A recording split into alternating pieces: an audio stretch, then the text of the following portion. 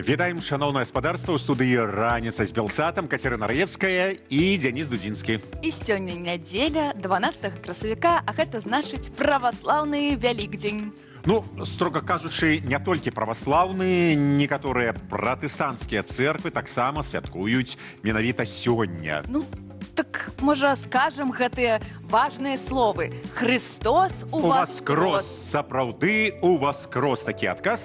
Дарэчы, з гэтым ці не найважнейшым хрысціянскім святам звязана і наше пытанне дня. Святкаваць два вялікадня – гэта нармальна ці, мабыць, трэба нешта менять? Пишите, калі ласка, свои адказы ў каментарях по трансляцыі раніцы на Белсат Лайв. Таксама можете писать в Инстаграм, тегать нас, яйки вось свои прыгожыя усе таксама посціць. Ну, гэта ж прыгожа. Так, прыгожа. Пасочки. Мы абавязкова да святочнай тэмы яшчэ вернемся асобна, а яшчэ учора пачалі пра гэта размаўляць.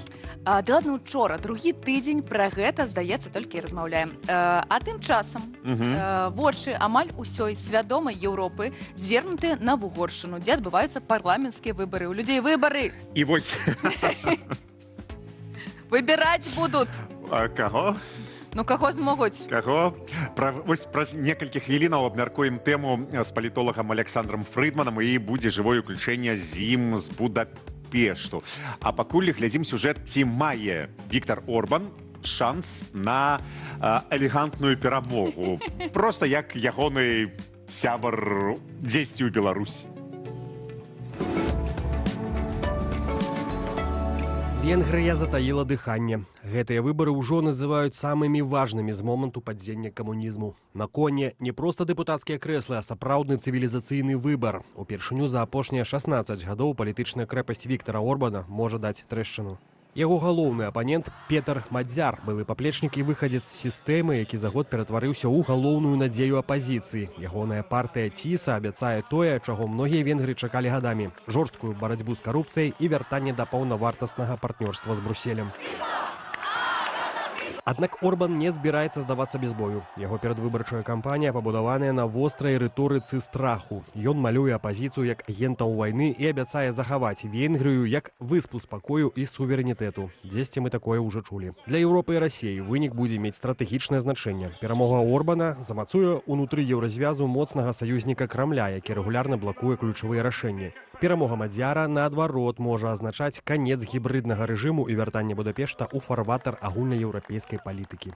Але нават калі Мадзяр атрымае большасць, ён сутыкнецца з пасткаю, якую Орбан старанна рыхтаваў гадамі. Гэта так званыя кардынальныя законы. Каб змяніць прынцыпы працы судоў, медыа ці выбарчай сістэмы, апазіцыі спатрэбіцца 2/3 галасоў у парламенце. Без гэтай лічбы Мадзяр можа стаць прэм'ерам са звязанымі рукамі, якому будуць супрацьстаяць лаяльныя Орбану чыноўнікі на ўсіх ключавых пасадах. Ключавым фактарам заўтра стане яўка. Высокая актыўнасць моладзі ў гарадах можа стаць чорным лебедзем для дзеючай улады. Таксама інтрыга захоўваецца вакол ультраправай партыі «Наша айчына». Калі яны пройдуць 5% бар'ер, то могуць ператварыцца ў вырашальную сілу пры фармаванні ўрада. Ужо ў панядзелак раніцаю мы даведаемся, ці здолела Венгрыя павярнуць гісторыю ў новы бок, альбо сістэма Орбана аказалася мацнейшай за прагу пераменаў.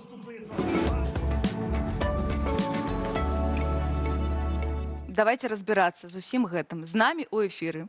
Для гэтага палітолог Александр Фрыдман. Добрый дзень, спадар Александр. Спадару Александру, вітаем. Вітаем. Чуем вас, бачым вас. Першае пытанне. Наколькі моцны Віктор Орбан перад гэтымі выбарамі? Што там з адсоткамі зараз адбываецца? Ці глядзелі вы ўжо? Што сапраўды ўпершыню стварае для яго вось рэальную пагрозу? Упершыню за 16 гадоў, мне падаецца. Ён, напэўна, на гэтых выбарах такі слабы, як яшчэ ніколі за апошнія 16 гадоў, і шанец перамагчы ў апазіцыі сапраўды прысутнічае. Гэта вельмі рэальны шанец, калі паглядзець на пытанні, але нават у венгерскіх умовах да іх трэба ставіцца досыць асцярожна.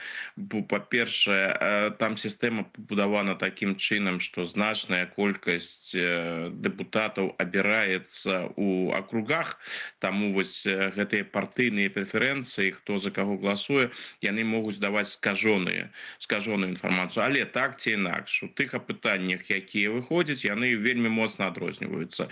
Калі гэта пра дзяржаўныя, пра ўрадавыя інстытуты вывучэння грамадскай думкі, ну там лідарства Орбана не такое бясспрэчнае, як было раней, але ўсё ж такі ён там ідзе на першай пазіцыі з пэўным адрывам.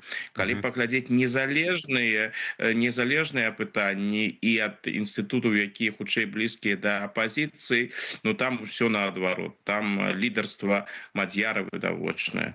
Калі паглядзець на думкі назіральнікаў, на тую аналітыку, якая прыходзіць вакол Венгрыі, ну звычайна зыходзіць з таго, што апазіцыя гэтым разам мае магчымасці перамагчы і хутчэй за ўсё пераможа, і інтрыга не столькі напэўна ў тым, ці пераможа, а ці здолеем партыя Мадзяра сапраўды атрымаць 2/3 ў парламенце, бо без гэтых 2/3 нешта сур'ёзна істотна змяніць будзе цяжка. Я так разумею, Александр, сёння вас будуць па праграмам цягаць вось менавіта з гэтай тэмай. Адкажыце, калі ласка, а чаму гэта мы вось так знянацку пачалі уважліва сачыць за выбарамі ў Вугоршчыне? Чаму гэта так важна для сусвету зараз і менавіта для нас, для беларусаў? Ну, мне падаецца, што гэта насамрэч галоўныя выбары еўрапейскія, якія запланаваны на гэты год. Канешне, не будзе форс-мажораў у іншых буйных краінах. Угоршчына гэта вельмі важны партнёр Расіі, гэта вельмі важны, напэўна, бадай галоўны самы адданы партнёр Злучаных Штатаў у Еўропе і таксама Китая. То бок шмат чаго будзе залежаць менавіта ад гэтых выбараў. Хто будзе там на чале і як, напрыклад, будзе далей развівацца пытанне з санкцыямі супраць Расіі, таксама супраць Беларусі. З беларускага пункту гледжання для Лукашэнкі гэта таксама вельмі важныя выбары, бо гэта тая краіна, якая з ім кантактавала. Міністр замежных справаў Венгрыі, Вугоршчыны Сіярта неаднаразова ўжо бываў у Беларусі. І Вугоршчына разглядаецца афіцыйным Мінскам вось як такі прадстаўнік сваіх інтарэсаў.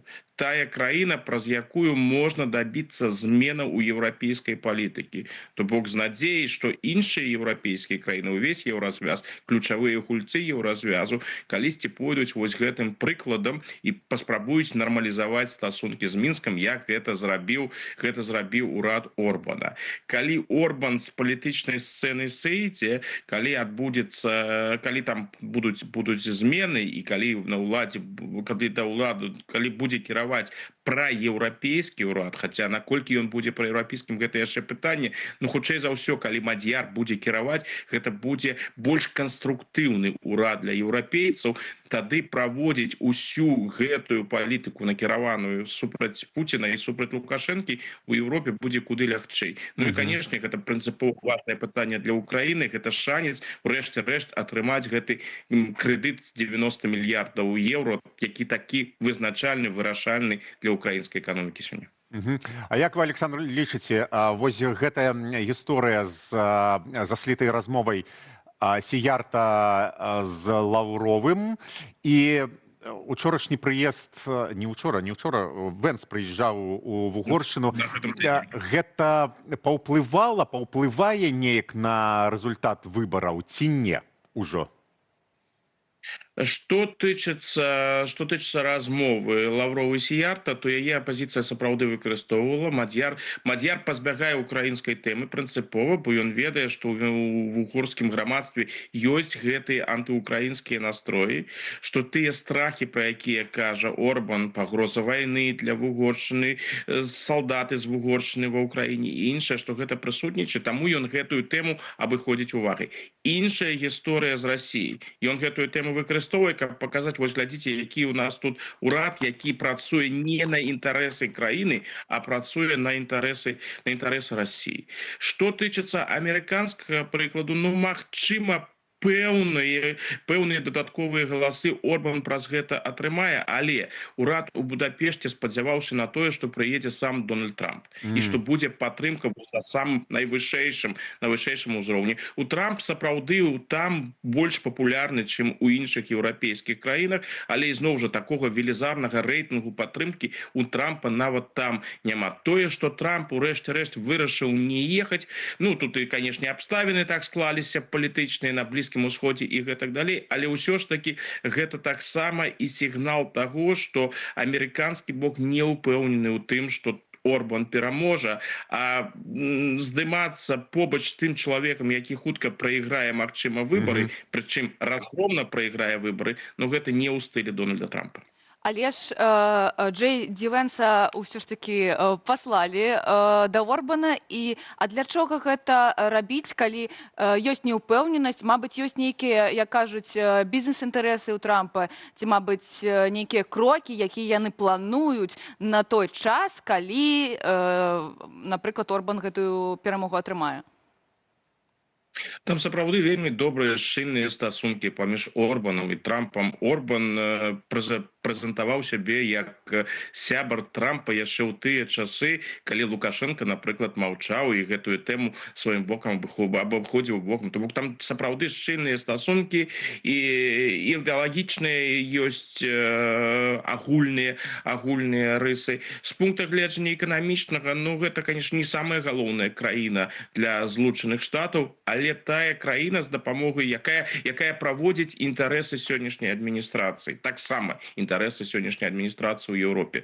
Таму падтрымаць Орбана для амерыканцаў у гэтай сітуацыі гэта справа гонару, але падтрымліваюць яго асцярожна. Калі параўнаць з іншымі палітычнымі лідарамі ў іншых краінах, як іх падтрымлівалі, напрыклад, той же прэзідэнт Мілей у Аргентине, ну там зусім іншы быў узровень падтрымкі. Ён і прыязджаў да Трампа і там адразу атрымаў крэдыт, не крэдыт, а дапамогу грашовую на 20 мільярдаў долараў.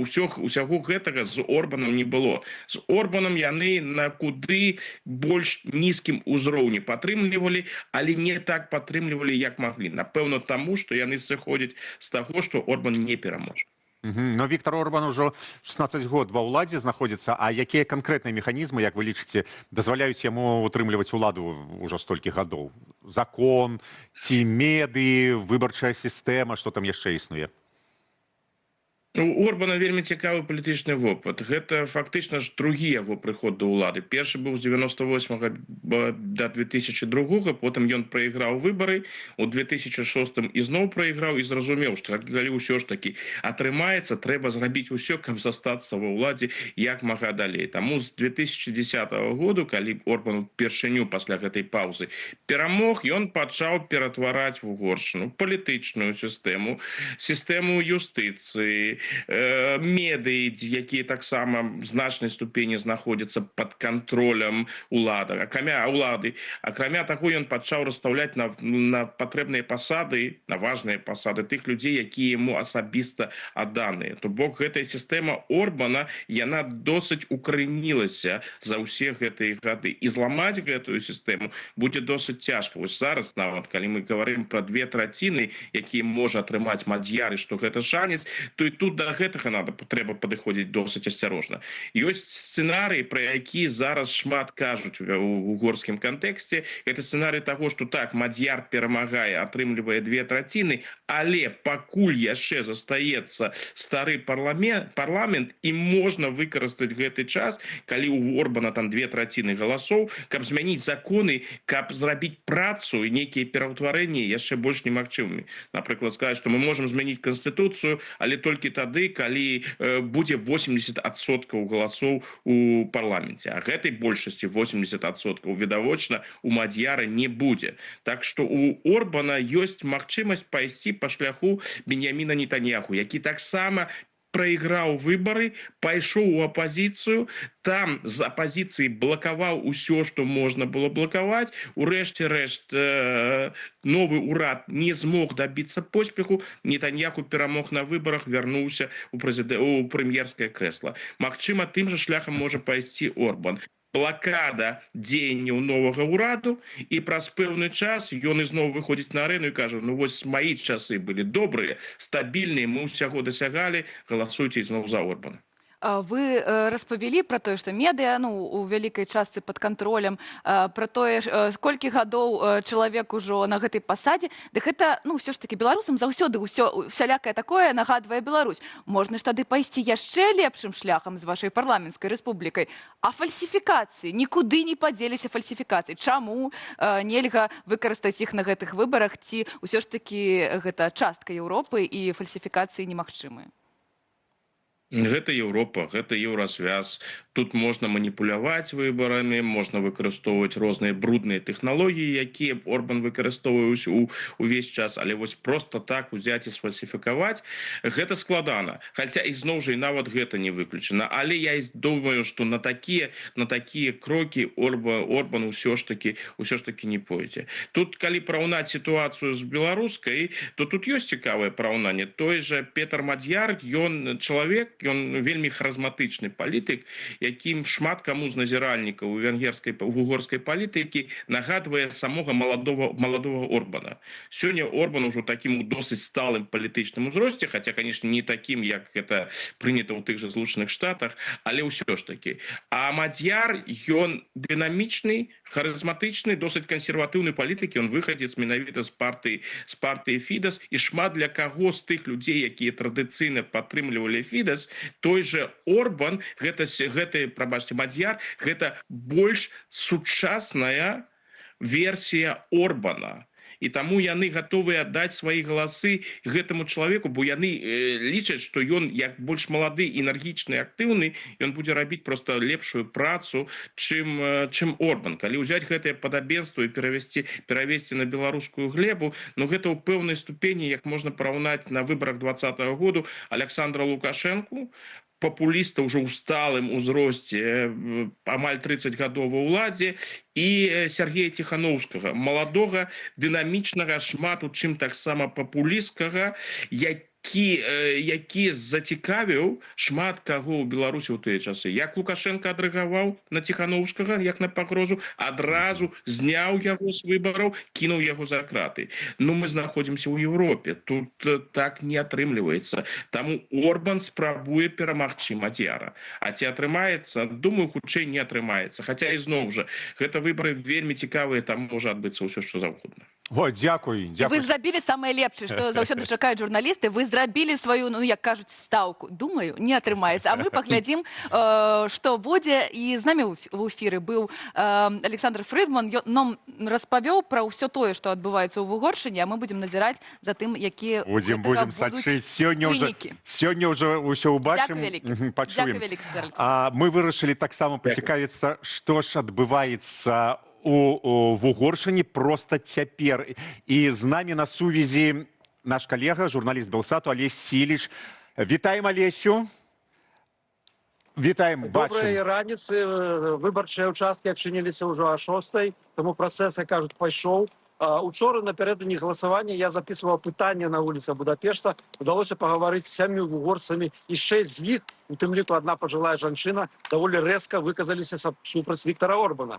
Зрабіць гэта было не проста, гэтае пытанне. Фактычна 3 з 4 проста праходзілі міма і адмаўляліся даваць каментары. І ўзнікае такое адчуванне, што людзі проста баяцца кантактаваць з прэсай. Пры гэтым некаторыя з тых, з кім мне ўсё ж удалося пагаварыць, выказвалі асцярогі пра магчымыя фальсіфікацыі. Там жа я пазнаёміўся з амерыканскім калегам, які працуе тут ужо некалькі дзён, і ён адзначыў, гэтая кампанія выглядае вельмі ціхай, без масавай вулічнай актыўнасці, краіна нібы спіць. І я нявольна параўноўваю гэта з Менскам 2020, калі я на свае ўласныя вочы бачыў чэргі па подпісы людзей на вуліцах, амаль штодзённую жывую палітычную актыўнасць. Тут гэтага няма. І гэта таксама частка вугорскай карціны. Яшчэ адна дэталь, якая кідаецца ў вочы, калі едзеш з аэрапорта ў цэнтр, цябе літаральна суправаджаюць дзесяткі білбордаў з Віктором Орбанам. Іх настолькі шмат, што ўзнікае адчуванне, нібы хтосьці думае, што я забыў, як выглядае Віктор Орбан, але я не забыў. Пры гэтым, калі глядзець на лічбы, інтрыга ёсць. Яшчэ ў сакавіку Reuters паведамляў, што апазіцыйная тыса мае каля 53 адсоткаў падтрымкі сярод тых, хто ўжо вызначыўся, супраць 39% у Фідэш. А сярод усіх выбаршчыкаў 38 супраць 30. Праўрадавыя крыніцы, канешне, аддаюць перавагу правячай партыі. Гэтыя выбары, адзначу, важна не толькі для самой краіны, а для ўсяго еўразвязу. Апошнім часам Будапешт фактычна блакуе частку рашэнняў ЕЗ, у першую чаргу па ўкраіне. І не выпадкова Орбана часта называюць у Брюсселі «enfant terrible», жахлівым дзіцём Еўропы. Я буду сачыць за ходам галасавання, і ўжо сёння ўвечары з'явяцца першыя папярэднія вынікі, калегі. Дзякуй, Алесю. Дзякуй, Алесю, дзякуй за то, што распавялі нам пра ўсё гэтае. Сябры, а мы таксама разам, вось, Алесь будзе ўсё гэта глядзець і назіраць за гэтым з Будапешту, а мы, карэспандэнты Белсату, і я спадзяюся, вы, іх гледачы, таксама будзеце ўвечары глядзець у выніковых выпусках усё тое, што адбываецца ў Вугоршчыне. Так, дыктатуры толькі і робяць, што прымушчаюць пакутаваць добрых людзей, але сярод пакутнікаў шмат нязломных. Каця Ваданосава і праект «Каса на камень» расказваюць пра Ларысу Еніюш, выбітную беларускую літаратарку, якая шмат пацярпела ад камуністаў. 7 красавіка быў дзень ейнай памяці.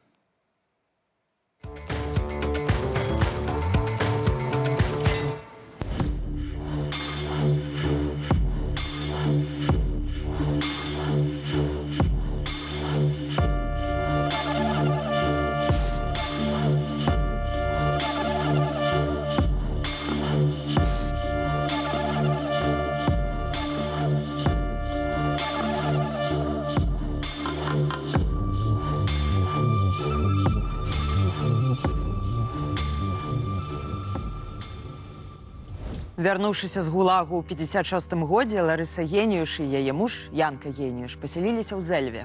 Выехаць на захад ім не дазволілі. Янка працаваў лекарам, а Ларыса Антонаўна мыла падлогу ў фельчарскім пункце. Думаеце, яе пакінулі ў спакой? Не. Татальнае сачэнне. Суседзі заходзілі нібыта за солью ці за палкамі, а насамрэч глянуць, што за госці прыехалі да Еніюшаў, якія кнігі газеты ляжаць у іх на стале.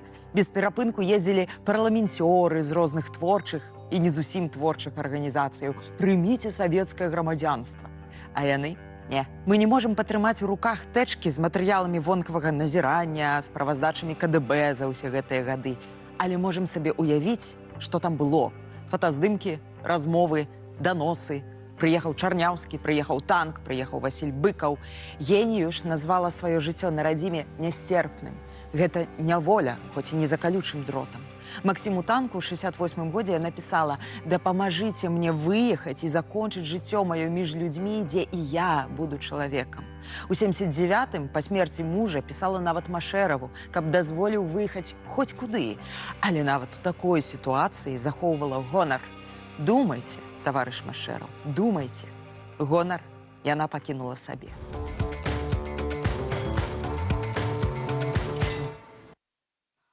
Вітаем, наш Андрюша прыйшоў, прынес нам усяческае інтэрнетавае, што назбіраў. Цікавосткі, што там адбываецца? Так, мы ж пра інтэрнет зараз, давай. Распавяду вам, пра што гавора Беларусь у сеціве. І сёння ў свята Воскресення далучаемся да ўсіх віншаванняў і прапаную вам паглядзець, як рыхтавалася да свята наша краіна, ды як ствараўся велікодны настрой. Дарэчы, велікодны настрой заўсёды падаграецца зашмат заранёў, людзі рыхтуюцца, і таксама ва ўсіх сферах, напрыклад, нават у беларускім футболе, уявіце сабе, было месца для велікодных забаваў. Перад пачаткам матчу заўсёды, хто не ведае, выбіраюць каманды, хто дзе пачынае гуляць. Справа, слева, у каго першы мяч, і гэта зазвычай падкідваюць манетку. Але напярэдадні Велікадня жэрабя вырашылі по-іншаму зрабіць. Вот мяча. Давайте паглядзім, як. Увага на экран і слухаем. Ось, калі ласка, стаіць суддзя, два капітаны камандаў, яны бяруць велікодныя яйкі, і хто каго пабіў, все, хто перамог, абірае сабе палову поля. Ну, вось карацей. Такім чынам... Гэта супер, я такое Гэта крэатыўна. Гэта ў Беларусі, так? Гэта беларуская, нават, напэўна, першая ліга, не вышэйшая. Аднак трэба все-таки... Не можам мы, беларусы, без лыжкі дзёгцю, без ложкі дзёгцю. А это все-таки, ну, чужая традыцыя. Это так вот напярэдадні і ў Англіі святкавалі так. І, ну, конечно, просто... А мы яшчэ не ведаем, яшчэ прыйдзе Віктор Шукіловіч, і мы даведаемся. Мы кожны год абнуляемся. Без ложкай дзёгцю ўжо 32 гады. Так, давай далей. Чарпачок. Добра, цяпер да цывільнага жыцця перайдзем. У адным з беларускіх гарадоў пабачылі, як два школьнікі бавяць вольны час. Асабліва файна паказваць вось гэтае відэа, которое вы пакуль яшчэ не бачылі. Вось гэты вайб напярэдадні пачатку новага працоўнага тыдня, калі нам яшчэ працаваць. Ведаеце вы такую рэч, калі там, я не памятаю, дзе дакладна, але дзесьці на ўсходзе, у Кітаі, у фірмах, у офісе ёсць як бы кукла начальніка, якога можна встаць, пайці і пабіць. Да. Гэта для того, каб хуценька экспрэс адпачыць, типа так выдохнуць і пайсці. Вось я придумаў, не я, а некія хлопчыкі з Беларусі придумалі, як хуценька адпачыць. Увага на экран, бярыце на заметку. Гэта, вось, просто паглядзіце, як балдзее. А вы так не рабілі ў дзяцінстве? Да, я думаю, што рабілі. Што ў дзяцінстве? Я, может быть, яшчэ не зусім... Мы зараз... Пасля эфіру мы з Андрэем выходзім. Гэта вельмі пасуе, вось калі дамы так стаяць, калі ёсць горка. Не ва ўсіх раёнах ёсць. У маіх ёсць горкі, таму мы рабілі так заўсёды, і гэта ж... Да, карацей, сябры, калі вы стаміліся на працы, калі у вас няма часу там ехаць на 5 дзён кудысьці на Браславы, шукайце горку, галоўна, каб далей было ад дарогі, і калі ласачка, вот так вот сабе бавце на здароўе. Але трэба паглядзець, каб там да вас не было сабакаў, а таксама не было шкла. Гэта вельмі істотна, бо са шклом таксама ёсць гісторыя у маёй знаёмай, яна вось так рабіла, і пасля... Пошли гісторыі пра знаёмых. Так, пра шкло. Пра шкло. Я знаю. Ну, гэта вельмі добра. Гэта такая руханка, так, і гэта картызол прыбірае з твайго арганізму. Тое, што трэба, все, гэта зараз апраўданне ты знайшла нейкае? Раз 2 гадзіны, сябры, сустракаемся ля выхаду. Едзем далей, часта мы звяртаем увагу на беларускі трэц.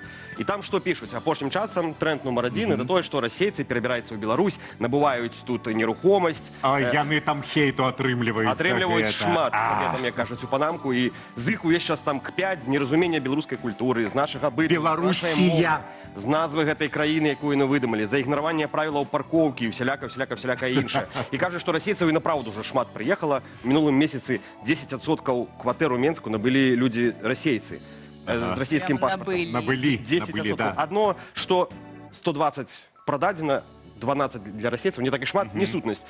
І карацей, адзін з блогераў прайшоўся па парковцы новабудовы, Менск-Свет, ведаеце, такі новы раён у Менску, і паглядзеў на нумары машынаў, это таксама паказнік, хто там, меншукі або расейцы. І вынікі вас здзівяць. Увага на экран, глядзім і слухаем. Говорят, в Минск-мире минчане скупили все квартиры. Второй. І прайшоўся па рэгіёнах. Другі рэгіён. Пяты. Второй. Пятый. Нагадаю, што менскі нумар пачынаецца на 7. Второй. Первый. Я пра якое на 6, уласна кажучы. Адметна. Гэта 4 і 2, гэта не Гродно і Брэст, а гэта маскоўцы. Не, гэта Гродно і Брэст. Мы ў Менску, яны ў Менску, баяцца налёту масквічоў. А наляцелі з Гродно. Садусюль. І не сустрэў ніводнай машыны. І там ён у канцы яшчэ кажа, што вот, глядзіце, тут няма зусім меншукоў. А нік гэтага чалавека ў тиктоку называецца Жодзінец. Ну мы ж ніколі не кажам панаехалі, панапрыехалі. Не. Дзякуй вялікі, Андрэй. Дзякуй вялікі, чакаем яшчэ раз. І вось зараз самы час нагадаць пра галоўнае пытанне сённяшняй раніцы. 2 вялікадні ў Беларусі. Гэта нармальна, бо трэба нешта мяняць. Пішыце, што думаеце на гэты... Ну, калі пайсці павернікам далей, то можа быць і 3, 4 нават, мне падаецца. Крышнаіцкі.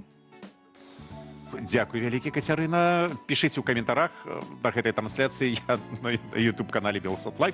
Вось проста тут унізе. А таксама ў соцсетках Інстаграме, Тыктоку і нават у чаце Тэлеграм. А пакуль давайте паглядзім на кірмашы кніжныя сучасных беларускіх аўтараў. Ну, не толькі, конечно, не.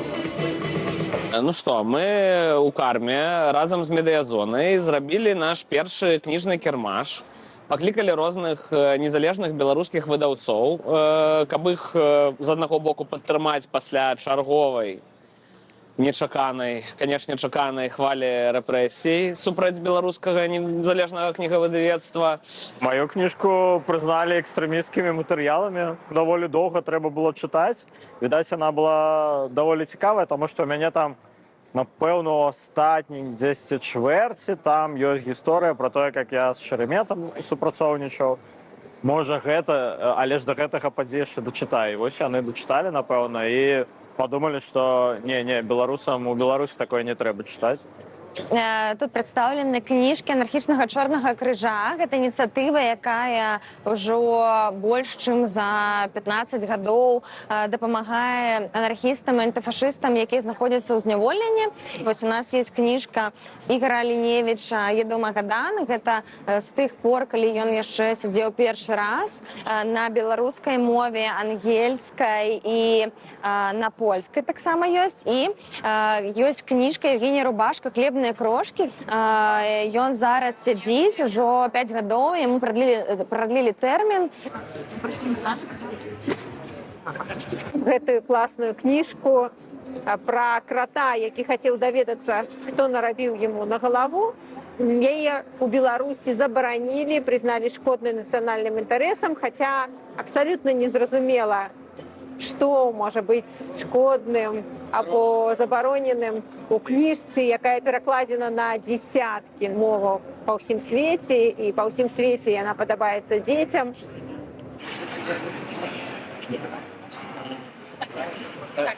З таго, што папулярна ў нас, гэта кніга Алеся Беляцкага. Алесь Беляцкі недаўна выйшаў са зняволення, быў таксама гвалтоўна дэпартаваны, а яшчэ некалькі дзён таму стала вядома, што яму анулявалі пашпарт. Энеіда таксама прадаецца, хаця здавалася б, гэта такая досыць вузкая, спецыфічная кніга.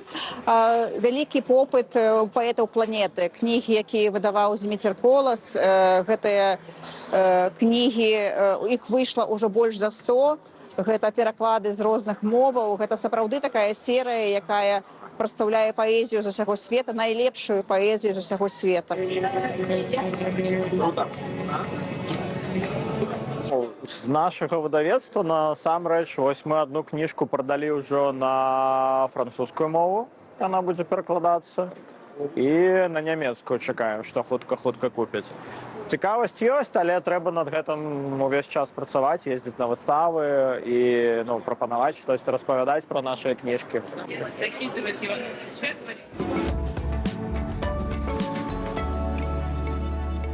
А другую частку рэпартажу з кніжнага кірмашу паглядзім трохі пазней. Вось я ніколі не бачыла, каб беларускія пісьменнікі, паэты, нешта плагіяцілі. Там заўсёды вось беларускае жыццё, яно ад душы, крэатыў, арыгінальныя сюжэты усялякія. А затое ось беларускі Лех Прам, бывае, пускаецца ва ўсе цяжкія. Зрэшты, не толькі ён, нават сусветна вядомыя вытворцы адзення не грэбуюць нешта скапіяваць і выдаць пад сваім брэндам.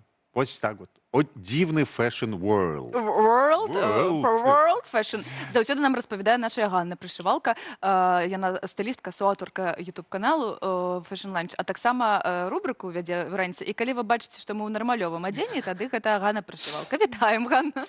Добрай раніцы. Я ўспомніў, як Лукашенко нават казаў, не можаце самі зрабіць, скрадзіце.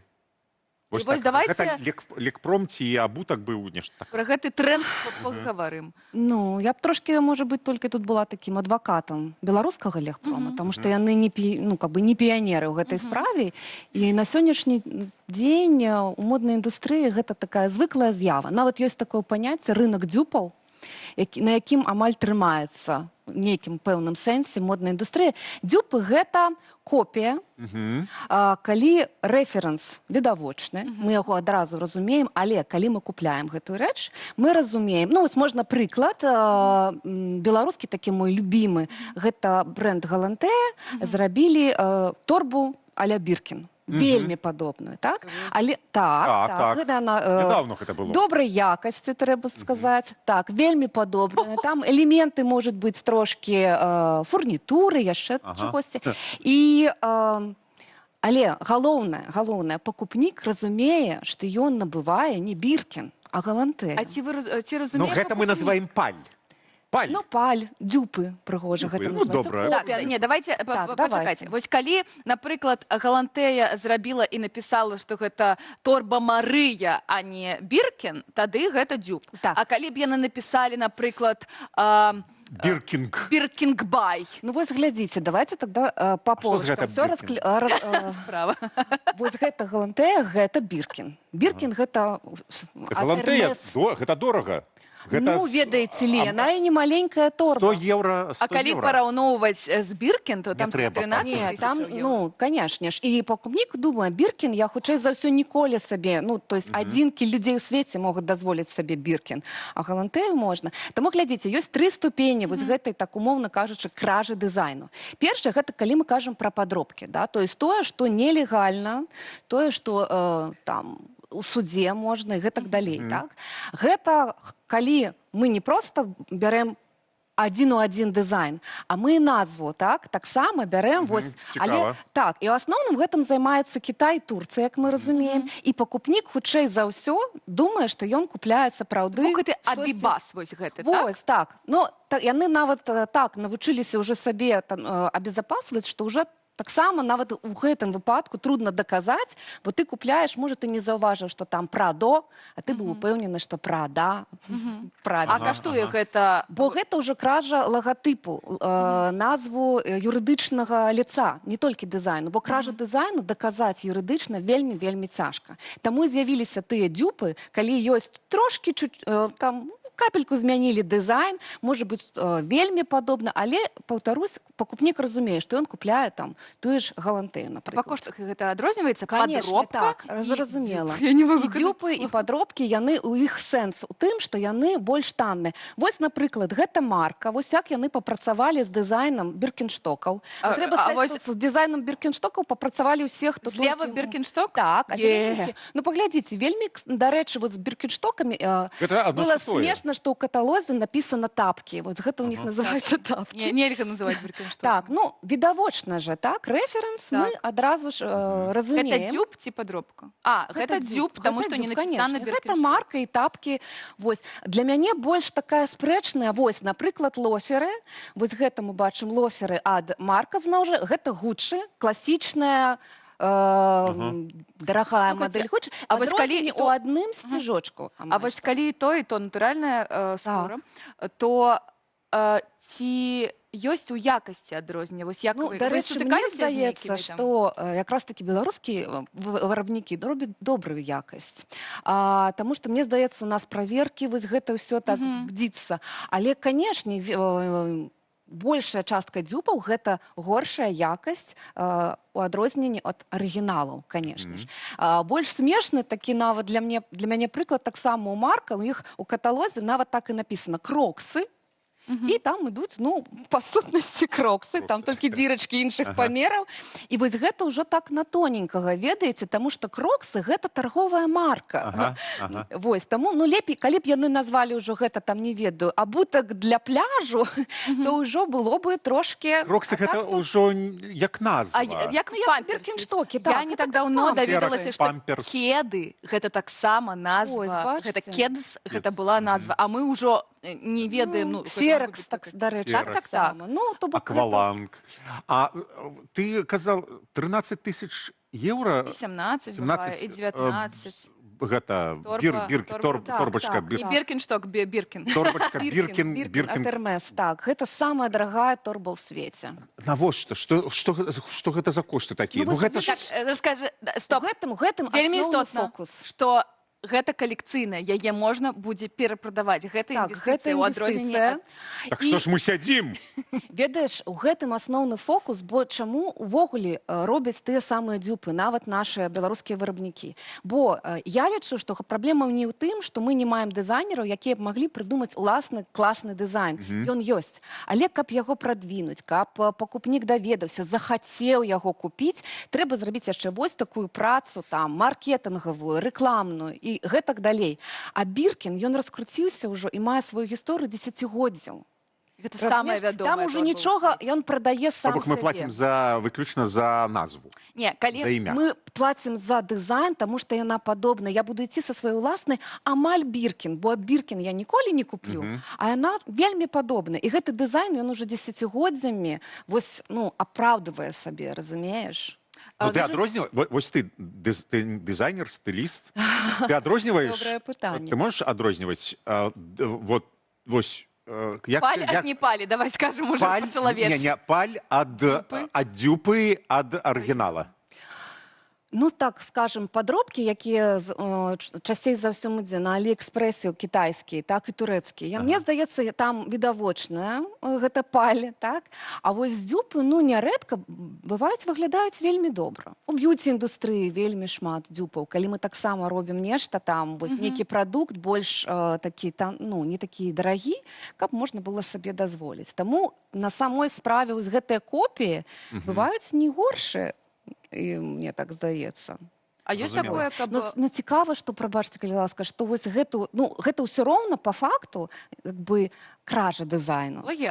Плагіат. Але даказаць гэта, вось па закону, не судзіць, гэта вельмі цяжкая. Можна ж паглядзець, напрыклад, я маркеталагіня Гуччі, гляжу ў інтэрнэце пра свае карцінкі, малюнкі, шмат такіх падобных. Ці магу я зрабіць нейкі судебны іск і засудзіць галантэю ці марка, ці хто там? Тут сітуацыя двухбаковая, даже трох, можа быць. Па-першае, калі браць конкретно кейс марка, вы з тымі ж лоферамі, то я думаю, што нават вырабнікі разумеюць, што ніколі Гуччі не будзе ісці ў суд. Чаму? Таму што канкрэтна марка не з'яўляецца канкурэнтна здольным вырабніком для Нічога не возьмеш з гэтых Гэта па грошах, па Нет, ён не ўяўляе сабой пагрозу, ён не з'яўляецца вескім іграком на міравым рынку. Таму Гуччі, ну, хутчэй за ўсё нават не даведваецца. Мабыць, гэта яшчэ і бескаштоўнае прасоўванне брэнда. Ну так, Галантэя, ну чаму не? В плане таксама. Таму нашы вырабнікі, я думаю, добра гэта разумеюць, таму не слишком хвалююцца. Але, напрыклад, былі кейсы з той жа Зарай, да, калі Зара, гэта танны мас-маркет, але калі яны ўжо трошки палку перагібалі, то былі судебныя іскі ад больш такіх люксавых, і яны атрымоўвалі кампенсацыю. Таму зараз Зара і там іншы мас-маркет перайшлі на трошки іншы левел, гэта ўжо такі левел інспірацыі, дзе проста учора мы ўбачылі на подіуме, там, не ведаю, Шанель, нейкую мадэль, а заўтра ў Зары мы бачым не такую ж, але вельмі падобную. То бок там бахрама, у нас тут таксама бахрама, ну, то есть, але як запазычанне ідэй. Гэта юрыдычны больш лайтова. Юрыдычны бок. Ёсць яшчэ этычны бок. Для мяне, напрыклад, што мяне вельмі абражае, калі на беларускім рынку і калі гэта рынак дызайнераў беларускіх, калі ёсць кейсы, калі адзін у аднаго нешта скраў, ці калі у аднаго з брэндаў з'яўляецца нейкі хіт, такі быў прыклад, такі кулончыкі беларускі край, у якіх скралі гэты дызайн. Згодна, што калі мы кажам аб тым, што вся гэта гісторыя з пункту гледжання там закону, яна вельмі цяжка даказуема, так? І увогуле вельмі часта брэнды не спрачаюцца, яны гэтаму ставяцца, як ведаеце, калісьці казала Эльза Скіапарэлі. Калі вас капіруюць, значыць, вы ўсё робіце правільна. Але я з табой згодна, ёсць этычны момант, да? І вось гэты прыклад з беларускім краем, калі вашы суайчыннікі там забароненыя, ну, как бы, прызнаныя экстрэмістамі, і вы береце, робіце... Вось мы зараз гэта бачым, так? Да, вось бренд, напрыклад... Унізу гэта, ну, як мы б сказалі... Унізе беларускі край, беларускі пачатак. Там вот бузька ў іх была, і буква унескладовая, не ведаю на контурах... Ой, ну вось, ну, слухайце, гэта all-blink. Ну, навошта вы гэта зрабілі? Вось навошта? Мне здаецца, гэта не этычна. All-blink можа сказаць, ну, слухайце, слова бузька не забароненае, лацініца не забароненая. Мы зрабілі іншае. Паглядзіце, у нас там звено нашага ланцужка іншае. Але мы ўсе разумеем, ёсць яшчэ нейкая суполка беларуская, якая стала рабіць яшчэ і вось гэты контур Беларусі. Мы разумеем, што контур Беларусі не належыць нікому аднаму з брэндаў, але вось гэты беларускі контур там са слёзкай ці без слёзкі, гэта ўсё ж такі... Тут нават сітуацыя не ў тым, што відавочна, што хтосьці быў першы, і гэта, ну, такі паўтор, ведаеце, ну, трошки можна было бы папрацаваць, да, над дызайнам, але калі ваш першы бренд основаположнік гэтай тэндэнцыі ў цяжкім стане, у нейкай непрыемнай сітуацыі, а вы пры гэтым працягваеце рабіць тое самае, за што ў іх праблемы, і такі, ну, як бы, ну, вось як тут момент нейкай маралі, этыкі, ну, зрабіце штосьці. Для мяне вось гэта горш, чым паль, ведаеце, з паллю яшчэ не разбярэшся, где там біркі, ну, па кошту разбярэшся, а калі гэта адзіны рынак, і калі гэта вось людзі, якія побач з табой, мабыць, працавалі і вучыліся. Ну, гэта быў такі гучны кейс яшчэ до 20-го года з дызайнерам беларускім Бычкоўскім. Ведаеце, калі ён зрабіў нават калекцыю торб, якія былі вельмі похожыя дызайнам, нават не на люкс нейкі, а на беларускіх же дызайнераў. І, канешне, яны таксама ўсім там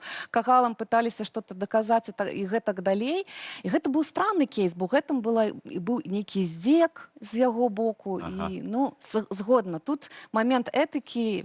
Ну так, гэта заўсёды Дзякуй, Анна. любая Дзякуй, творчасць. Анна. Пана Прышывалка распавяла нам пра творчасць, якая ніяк не абараняецца ні законам, ні этыкай, ні маралью. Таму, сябры, трэба неяк сваёй душой кіраваць сябе. А у нас час звярнуцца да святочных і памятных датаў, што адзначаюць сёння. Праз некалькі хвілінаў Віктор Шкіловіч раскажа пра Вялікдзень, які як з'яву народнай культуры. А мы ўспомнім яшчэ адну памятную дату.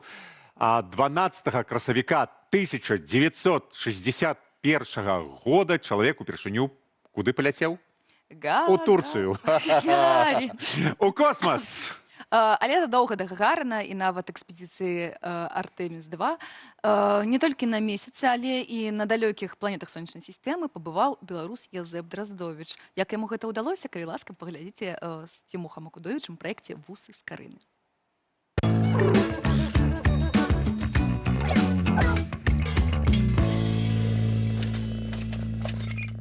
У 1920-х годах Драздовіч нечакана для ўсіх зацікавіўся космосам.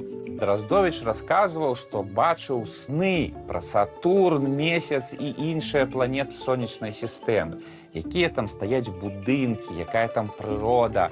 Сам называў гэтыя сны магнетычнымі і верыў, што яны праўдзівыя. Гучыць неяк вельмі падазрона, Цімох. Але затое як прыгожа.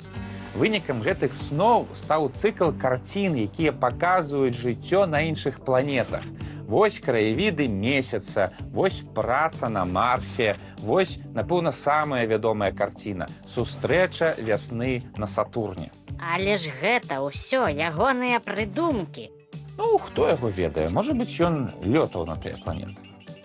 Ну, а калі казаць сур'ёзна, то фантазіі Драздовіча на касмічную тэму сталіся выбухам у тагачаснай культурнай беларускай прасторы. Ну, бо беларуская культура тады, зрэшты, як і цяпер, вельмі матэрыялістычная. Ну, от хата, вёска, зямля, пакуты, гарота, а тут космас, такі далёкі, такі халодны, але ў той жа час такі прыцягальны і ў выкананні Драздовіча такі сабе крыху свойскі. А божачкі, столькі нагодаў забраць, а яго не ўпяклі.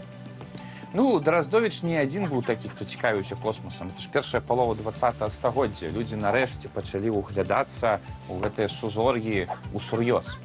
У творчасці Драздовіча, дарэчы, прысутнічае наследаванне выбітнаму літоўскаму мастаку Мікалаўсу Чурлёнісу. Гэты творца быў на 10 гадоў старэйшы за Драздовіча, і пік ягонай творчасці прыпаў якраз на рэвалюцыйны перыяд. І там у Чурлёніса таксама такія фантасмагарычныя пейзажы невядомых планет, пераплеценыя з дзіўнымі фантазіямі аўтара. І Драздовіча, штурхоўваючыся ад гэтых вобразаў, стварыў свой унікальны свет, які назаўсёды ўвёў яго ў залаты фонд беларускай культуры.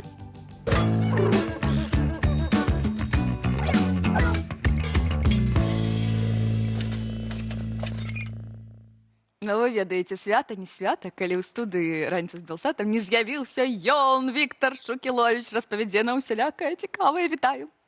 Добрый дзень, шаноўнае спадарства, Христос уваскрос.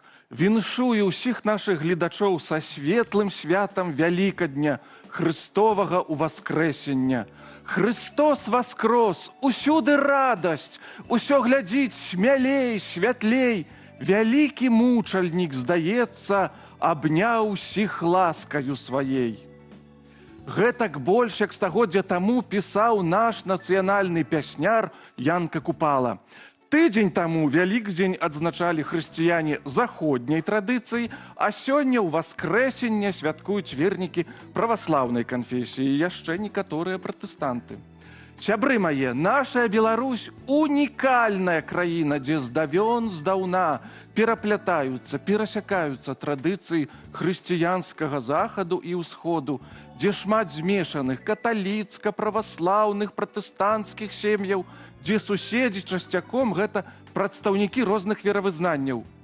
Ці ж гэта не любата мець столькі святаў ды нагодаў да добрых словаў і радасці? Глядзіце, нават два самыя выбітныя нашыя класікі літаратуры, апірышчы беларускага духу Янка Купала і Якуб Колас належалі да розных канфесіяў. Купала каталік, а Колас праваслаўны.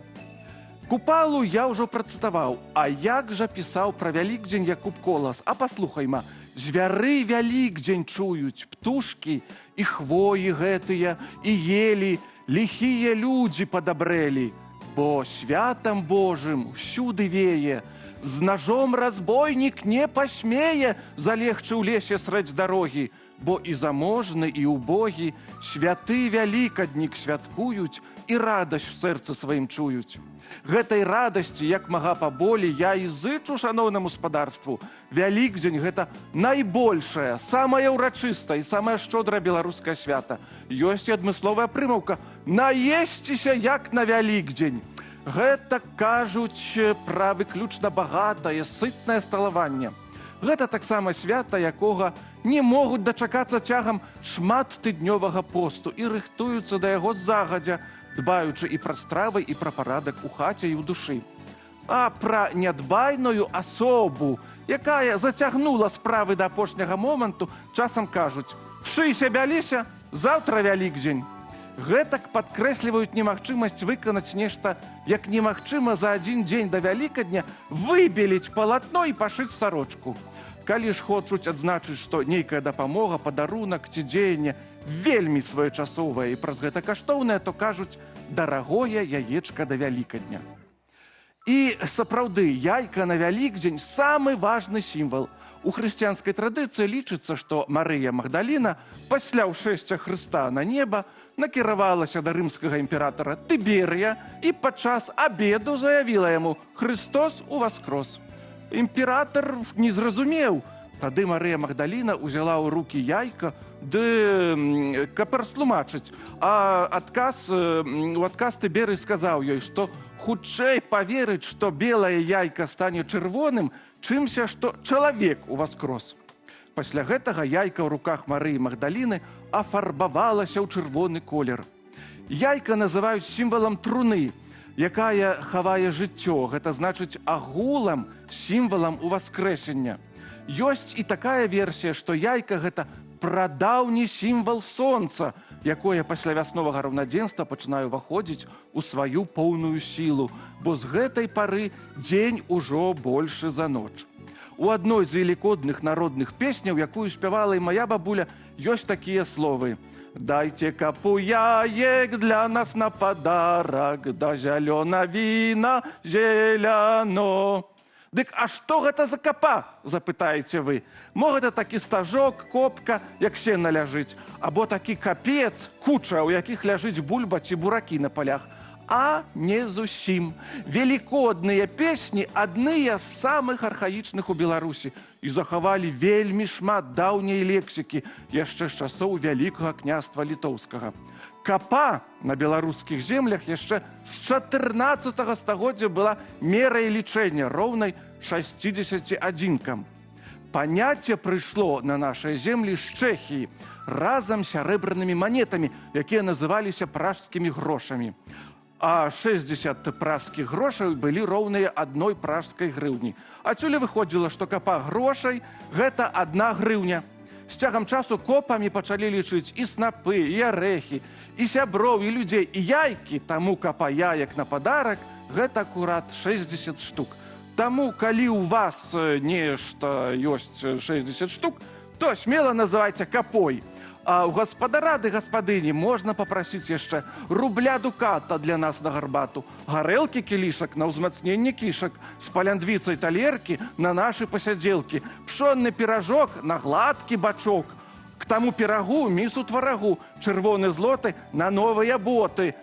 Залатоўку на абноўку, белую булку для нас на прагулку. Пачастункаў пад нос, каб блішчэў нос, а чырвонае яечка для добрага славечка. А на гэтым бывайце здаровыя, шчаслівыя, дабратлівыя, багатыя са сваімі дзеткамі, любадзеткамі, кветкамі, крэўнымі прыяцелямі і суседзямі. Слухала, послухала. Столькі добрых словаў. Один чалавек прыйшоў, раніцу нам зрабіў такую. Бачок, про бачок цікаво Про было. бачок вельмі спадабалось. Таму трэба паесці. Дзякуй вялікі, Віктор Шукілович. Дзякуй вялікі. Дзякуй вялікі. Яшчэ раз. Са святамі вас таксама. Ну, а мы паглыбімся ў агляд пазітыўных навінаў з усяго свету. Што там адбываецца зараз? Як скажаш.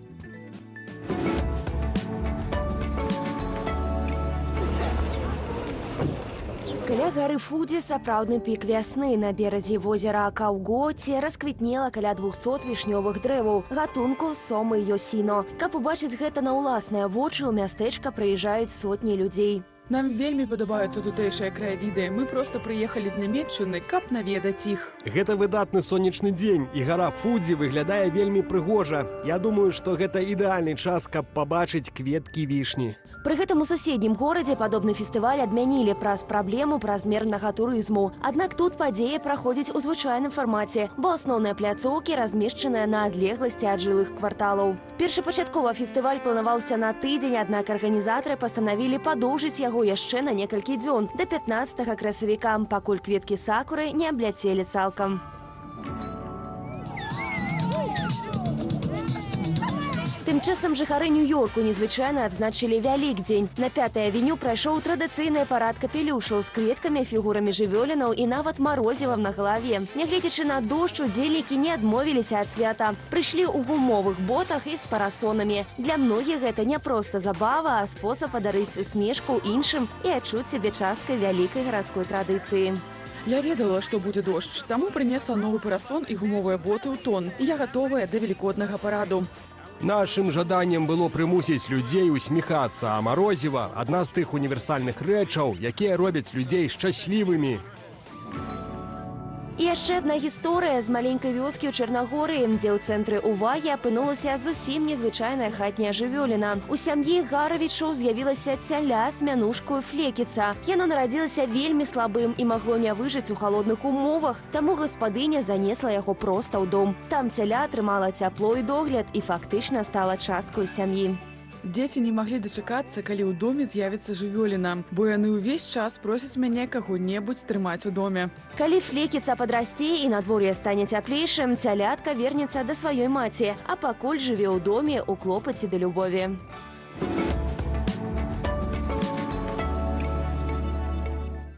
А наш бубель таксама до нас прыйшоў, як той вось такі шкарпетачках. Ну я не ведаю, ну там такі добрыя цялятка ў шкарпетачках, і ты так... Ну што, цялятка ў шкарпетачках. Лірычная нотка ў маім жыцці. Пасля Шукіловіча заўсёды Ці такая. расстраиваться, ці не. Давай, каментар. Каментары пишуць нам наши каментатары. Шмат ботаў, дарэчы, усіх мы вас вітаем. Дзякуй, што дапамагаеце нашу трансляцыю праслоўваць. І вось што пишуць наконт таго, калі лепей святкаваць і як святкаваць Пасху. Можа быць, у адзін дзень Вялікадзень і па адным, і па другім календары аб'яднаць. Так вось і пишуць. Як па мне, трэба ўсім хрысціянам святкаваць у адзін дзень, прыняць новы стыль календара. Дарэчы, праваслаўныя некаторыя цэрквы ўжо гэтае зрабілі. Ну, 2000 гадоў ніяк не... Дамовіцца не могуць. Так, 2 разы паесці вам не Ну, паступіць. чаму і 2? Так? І 2 разы адпачыць. 2 свята, 2 разы разы адпачыць. парадавацца, 2 разы павіншаваць адзін аднаго. Нічога супраць не маем. Схадзіць, да, у храм 2 разы. О, які ты. Так. Жарты паехалі ў нас. Калісьці я з'еў цэлы асвячоны куліч у адзін твар. А яна, хіба жонка, напэўна, жонка мне сказала, што ўва мне няма нічога святога. Гэта неправда. Вучу вас. Мы ўжо, беларусы, яшчэ украінцы, не кажам куліч. Мы кажам пасачка. Калі вы кажаце куліч, у нас ёсць да вас пытанне. Але я ведаю, што вы гэтага не ведалі, і вось ад гэтага часу мы пачынаем, ну, пасачку. Гэта мне нагадвае такі жартик, анекдот. Алло, у вас ёсць пасачкі? Прабачце, гэта тэлебачанне, тут няма нічога святога. Ну і вось, давайте яшчэ адзін зачытаем. Як вызначыць чалавек, ён праваслаўны або каталік? У Беларусі все проста. Калі чалавек фарбуе яйкі перад Вялікаднем, значыцца такая ў яго канфесія. В сэнсе, які дзень фарбуеш ты яйкі? перад каталіцкім або перад праваслаўным, такое ў цябе і веравызнанне. А калі не фарбуе, але гатовы да варушняка, то просто хочацца свята. Ну, все мы складаненька, складаненька. Давайте послухаем музыку, бо вельмі цяжкі час быў элементус.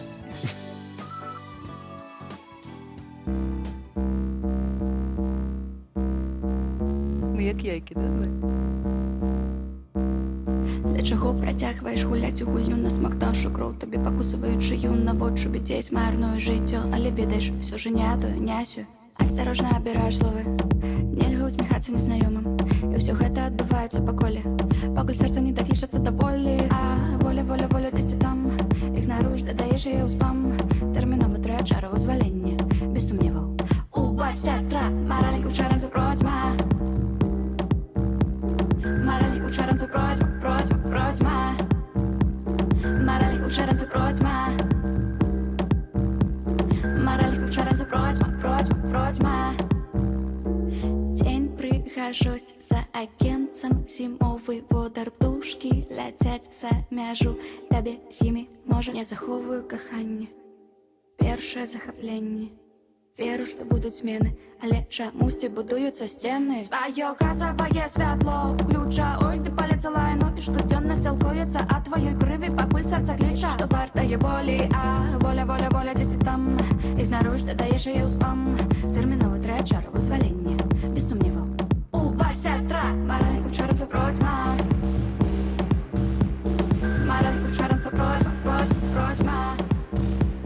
Мараленьку чаранцу процьма. Мараленьку чаранцу процьма, процьма, процьма. Вай, вай, вай, куды заплылі, а дзень усё змокла, галовы сухія, амаль утапіліся, кідайце кола. А то я пачую апошнія слова. Воля, воля, воля, дзесьці там. Ігнаруеш, дадаеш яе ў спам. У цярплівасці застаўся адзін крок, уначы кудысьці згінуў незнарок. Мараленьку чаранцу процьма. Мараленьку чаранцу процьма, процьма, процьма. Мараленьку чаранцу процьма. Мараленьку чаранцу процьма, процьма, процьма.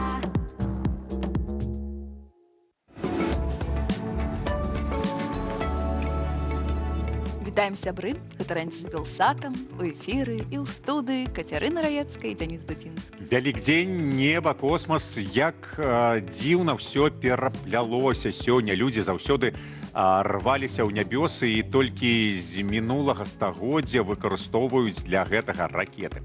А што ад космасу мае ці магла б мець Беларусь, расказваюць нашыя калегі.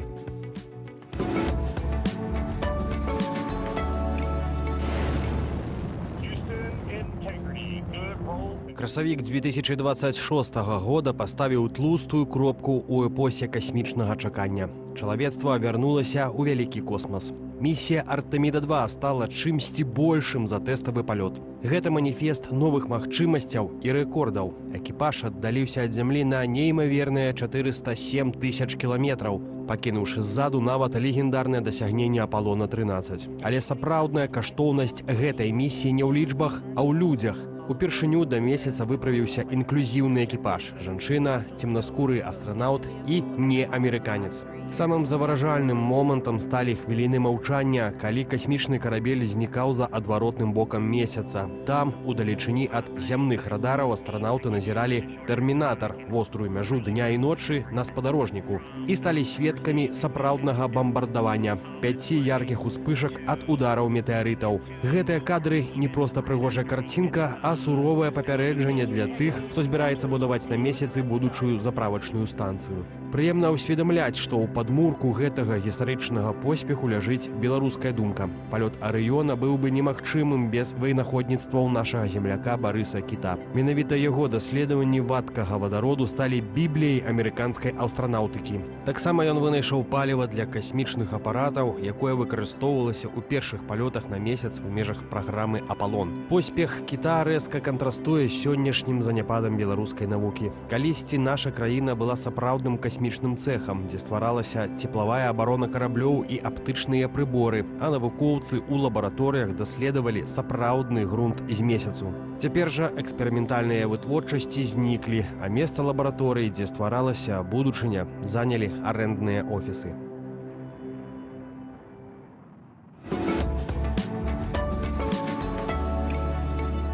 ад падзеяў касмічных да падзеяў зямных. Жыхарам Беларусі спрадвеку былі людзі розных веравызнанняў, нават хрысціянскіх канфесій. У нас шмат ёсць нейкая такая мешаніна. І ось дапамагаеце, перашкаджае гэта беларусам быць беларусамі. Зараз абмяркуем проста ў студыі раніцы з гісторыкам Александром Смаленчуком.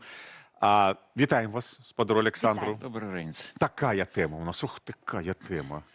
Падзел канфесіяў, католікі, праваслаўныя, насколькі гэта натуральна для беларусаў, ці, мабыць, гэта штучна неяк паглыблялася імперыямі, якія разам з намі? Хто мы больш, католікі ці праваслаўныя? Ну, ведаеце, Беларусь наогул такая краіна з памежжа цывілізацыйнага, можна казаць. І пэўны падзел канфесійны заўсёды был характэрны для насельніцтва Беларусі. Ну, тут вот, гаворачы пра каталікоў праваслаўных, я хацеў бы прыгадаць час Берасцейскай царкоўнай уніі. Пачатак 19 стагоддзя, ну, па прыблізных падліках, дакладных ніхто не ведае, 70-80% беларусаў былі уніятамі. То есть большасць належала да адной уніяцкай царквы. Ну, 1839 год, Полацкі сабор, арганізаваны Расійскай імперіяй, пад ціскам Расійскай імперіі, унію заліквідавалі. І вось з гэтага моманту пачынаецца падзел на праваслаўных і на каталікоў. Пераважна, так скажем. Ну, потому что есть іншыя канфесіі, конечно, в Беларусі. І вось вельмі цікавая лічба, я спецыяльна паглядзеў, перапіс 1897 года. Это першы такі дастаткова навуковы перапіс у Расійскай імперыі. Колькасць людзей, якія назвалі роднай мовай беларускую, 5 280 000 чалавек. Это Магілёўская, Мінская, Віцебская, Віленская, Гарадзінская губерні. 5 губерній беларуска-літоўскіх. І з іх недзе 80% былі праваслаўнымі, 20 былі каталікамі беларускамоўнага насельніцтва. Так можна казаць. Калі казаць пра нацыянальныя працэсы, то, канешне, так, можна генеральна сказаць, што гэты падзел запаволіў фармаванне беларускай нацыі. І, ну, вот, скажем, старт беларускага нацыянальнага руху быў такі пазнейшы, чым іншых народаў. Прасцей было тым народам, дзе як у літоўцаў адна вера і літоўская мова, гэта ўсё спалучалася. І нават украінцам мы тут саступалі, бо украінцы таксама мелі свой падзел. Грэка-каталіцкая царква украінская і праваслаўная царква, але украінскасць прысутнічала нават у праваслаўнай царкве, чаго ў Беларусі пасля 1839 года было вельмі цяжка знайсці. Ну і тым больш грэка-каталіцкая украінская царква гэта выхоўвала проста эліту украінскай нацыі пазнейшую. Это все запаволіла і працэс фармавання нацыі, і фармавання нацыянальнай эліты. А чаму запаволіла? Вось чаго тады не хапала, што вось гэты падзел... Ну, зараз беларусы не ўяўляеш іх з такімі рэлігійнымі, вельмі-вельмі сучасных беларусаў рэлігійнымі. Ці тады рэлігія была большым такім прызнакам таго, што чалавек у супольнасці, чалавек чуе іншага чалавека. Чаму гэты падзел неяк людзей раздзяліў? Ну, ведаеце, толькі адзін момант тут назову, што, в прынцыпе, вот так пасля такога падзела павялося, што праваслаўная царква рускі. Так, а каталіцкі касцёл паляк. І не было вось такой рэлігійнай, канфесійнай інстытуцыі, якая за якой стаяла, што он беларус. Калі б захавалася уніяцкая царква, ну, калі б можна разважаць, не разважаць, можа, такі шанс бы беларусы мелі. Уніят тутэйшы беларус. А ў чым розніца, калі ўявіць уніятаў, так, ну, неяк акрэсліць, у чым адрозненне, чым вось гэты падзел на праваслаўных і католікаў стаў адрозніваць людзей, чаго яны не рабілі, во што яны не верылі, куды не ходзілі? Уніяцкая царква, ведаеце, это ж проста это ўсходні абрад, пераважна праваслаўны абрад, і падпарадкаванне папе рымскаму, дагматыка і падпарадкаванне Ватыкану. То есть не Расіі і не Варшаве. Тут ёсць момант такой адметнасці ўжо гэтай царквы. Хоць пасля замойскага сабора 1720 года такія, ну, польскія тэндэнцыі пачалі ўмацоўвацца.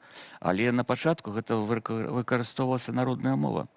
У літургіі гэта была такая народная царква. І вот тут быў такі вось нейкі, ну, падмурак беларускага нацыянальнага руху, калі ён захаваўся. Дарэчы, вельмі важна, што падчас паўстання 1863 года Каліноўскі і Чырвоны прапагандавалі вяртанне беларусаў да роднай царквы, да уніяцкай веры. І это был адзін з найбольш такіх беларускіх аспектаў іх прапагандзе. Магчыма зараз вярнуцца да уніяцкай царквы? Ну, она ёсць у Беларусі. Сёння ёсць 10-12 парафій. На пачатку 19 стагоддзя было 1200. Зараз 10-12 парафій і агульная колькасць, ну, цяжка сказаць, какая там агульная колькасць вернікаў. На пачатак 20-го стагоддзя, так? Да, не, я кажу, сённяшні дзень кажу, бо она ёсць. Ёсць, але колькасць там невялікая, но можа там до 10 тысяч вернікаў мы маем недзе максімальна. Добра, вось вы казалі 1889 год, так? 1839 год. 39 год гэта ліквідацыя быў. уніяцкай царквы. Потым расійская імперія прыйшла. Імперія прыйшла раней. Раней. Это ліквідацыя уніяцкай царквы был проект расійскай імперіі. Зразумела. Першая сусветная вайна неяк паўплывала на канфесійныя пытанні беларусаў? Ну, безумоўна, паўплывала, но ведаеце як. Ну, вот на пачатку Першай сусветнай вайны, яшчэ да яе, ведаю, уже мітрапаліт Шептыцкі тайна прыязджаў у Менск, размаўляў з Лускевічамі у Вільню. Размаўляў з Лускевічамі, і у дзячоў беларускага нацыянальнага руху падобна, што быў таксама, яны трымалі ў галаве ідэю, ну, вяртання уніі, ці прынамсі размаўлялі з тымі кіраўнікамі уніяцкай царквы, грэка-каталіцкай уніяцкай царквы ў Украіне. Размаўлялі пра гэта. Но сама вайна, ведаеце, вайна ж, вот тут верасень 1915 года Беларусь разрэзана лініяй фронта. Вельмі моцны нямецкі наступ, і прыблізна палова Беларусі была ўжо акупавана немцамі. Это была зона, так можна казаць, старой акупацыі, таму што люты 18 года, другі наступ немцаў, калі яны захапілі ўжо Мінск, акупавалі Мінск, і там была зона новай акупацыі. Вот у Мінску тады паўстае БНР, абвяшчаецца Беларуская Народная Рэспубліка і пачынаецца барацьба за незалежнасць. І вот тут толькі вельмі важна было ведаць тое, што былі две зоны нямецкай акупацыі, старая і новая, но яны былі падзеленай мяжой. Напрыклад, з Беластока ці з Гародні немагчыма было проста ўзяць і паехаць у Менск. Нават з Вільні, каб тыя Луцкевічы прыехалі вось на той галоўны сход беларускай сацыялістычнай грамады, дзе фактычна вызначылася абвяшчэнне БНР, трэба было афармляць пропускі ў нямецкай адміністрацыі. Тут вот Беларусь просто была падзелена лініяй фронту, нават тады, калі ўжо практычна вся была акупавана не лініяй фронта, а вот этой лініяй розных нямецкіх акупацый. А беженства вось 1915 з гэтых земляў, яно неяк паўплывала яшчэ больш на рэлігійны, культурны, дэмаграфічны нейкі склад нашай нацыі? Ну, датычыла заходніх частак Беларусі, канешне. Это прыблізна 2,5 мільёна чалавек тады пакінула Беларусь. І, безумоўна, гэта калі казаць пра, можа, не сам момант абвяшчэння БНР, а пра далейшую гісторыю, вот слуцкае паўстанне і барацьбу за БНР далей, то, канешне, адсутнасць такой колькасці праваслаўных, які маглі быць ресурсам беларускага нацыянальнага руху, маглі стаць такім ресурсам. Вось, безумоўна, гэта аслабляла ідэю беларускай дзяржаўнасці, безумоўна. А вот шмат хто кажа, што вось гэты канфесійны падзел беларусаў быў адной з велічэзных перашкодаў да кансалідацыі беларусаў. Вось, ну, я бы не казаў, што мы такі вось зараз раз'яднаныя, але ж на пачатак 20-го стагоддзя БНР і ўсё, што адбывалася далей, вось не былі мы адзінымі з пункта гледжання канфесіі, і ўсё, і вось нешта пайшло ў беларусаў не так. Ведаеце, я б не стаў перабольшваць вось гэты раскол. Спецыяльна, вот, ведаючы пра тэматыку, я ўзяў тут цытата такога вельмі цікавага палітыка Міхала Ромера. Яго дзённік, фрагмент яго дзённіка, дзе он так разважае пра Беларусь, это лістапад 1913 года. 1900 якога? 1913 года. Якраз ён гаворыць пра то, што Беларусь это такая, ну, край памежжа заходняй цывілізацыі і візантыйскай цывілізацыі. Вось што піша, это проявляецца, это мяжа памежжа, канфлікт проявляецца якраз у тым, што ёсць рэлігія праваслаўная і каталіцызм. І піша так: гэтыя рэлігіі існуюць побач, і народная маса, незалежна ад прыналежнасці асобы да той ці іншай рэлігіі, прызнаюць абедзве. Так праваслаўныя святы прыцягваюць у пэўным месцы і ў пэўныя даты ўсё насельніцтва, збіраюцца не толькі праваслаўныя, але і каталікі. У тым ліку натоўпы дробнай, ваколічнай, засцянковай, фальваркавай шляхты. Адпаведна, самыя вялікія каталіцкія святы прыцягваюць праваслаўных нават з далёкіх мясцін. Насельніцтва тут несвядома выяўляе адзінства культуры і веры. Салідарнасць вялікай групы падзеленая на два светы, на дзве фармальныя канфесіі. Але ў гэтай несвядомасці бачым глыбокі сэнс гістарычнай ролі Белай Русі. Жыццяздольнасць старой царковнай і культурнай уніі, якая тут калісьці існавала, якая, нягледзячы на скасаванне, трывае і жыве далей. 1913 год. 15 год. І, ведаеце, дзеячы беларускага нацыянальнага руху, ну, можна казаць, з аднаго боку, яны проста шлі тым шляхам, якім шлі літоўцы, палякі, украінцы, але відочна, што разумелі, што вот на канфесійнай падставе яднаць беларусаў складана. Таму мова і культура выступае галоўнай такі вось асновай гэтага нацыянальнага руху. Гэта вельмі натхняе, хочацца і пагадзіцца з гэтымі словамі. Мы сёння нашым гледачам задаем пытанне, ці трэба аб'ядноўваць гэтыя две даты Вялікдня, напрыклад, іншых рэлігійных святаў. І падаецца, гэта добры адказ, што беларусы заўсёды жылі у такой многорэлігійнай, шматканфесійнай, шматкультурнай сітуацыі, і падаецца, на гэтым і будуецца наш вось гэты, мабыць, нацыянальны код, про тое, што вось мы разумеем адзін аднаго, і цябе зразумеем, як кажуць, і цябе зразумеем. Александр, дзякуй вялікі. Распавялі нам пра ўсю гэту історыю. З намі быў гісторык Александр Смаленчук. Трэба размаўляць. Ужо хутка да нас прыйдзе культурная дзеячка, спявачка Марына Шукюрова, якую мы ведаем як Русю. Ну, а мы ж вяртаемся на кніжны кірмаш у Варшаве, у сапраўдную мару аматараў беларушчыны.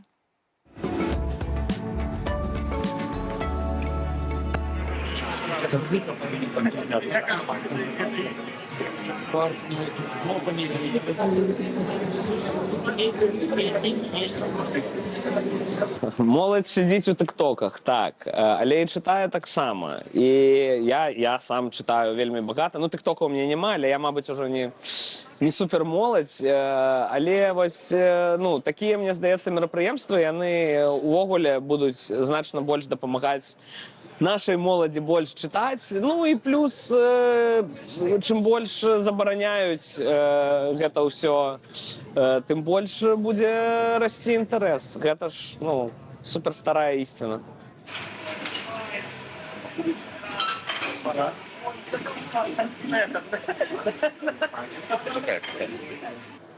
У мяне агулам вельмі добрае чаканне наконт свайго і будучых пакаленняў.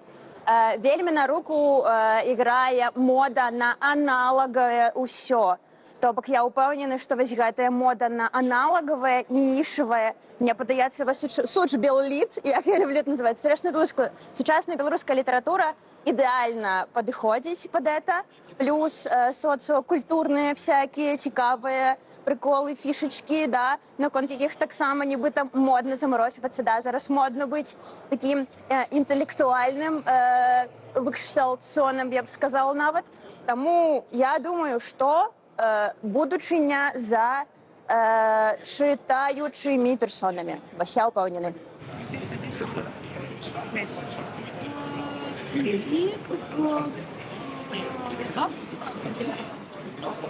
Гэта паэтычны зборнік са всякіх розных весёлых паэтычных твораў пра самыя глыбіны правінцыйнага жыцця, можна сказаць так.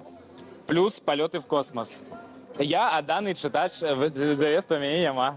Тут ёсць всё. Розныя гульні словаў цікавыя, да? Розныя сюжэты. І всё из глыбіні, из самой, так сказать, основы быцця. Вот этот человек, он реально так выглядает. Я его не бачил, але мне все рассказывали, что он выглядает так. Ну это же круто. Кто бы не хотел такому человеку потиснуть руку, например. Здаецца, атрымалася супердобра, яшчэ толькі пачатак, але мне здаецца, што ўжо, ну, чалавек 100-150 прайшло праз нас сёння. Вось.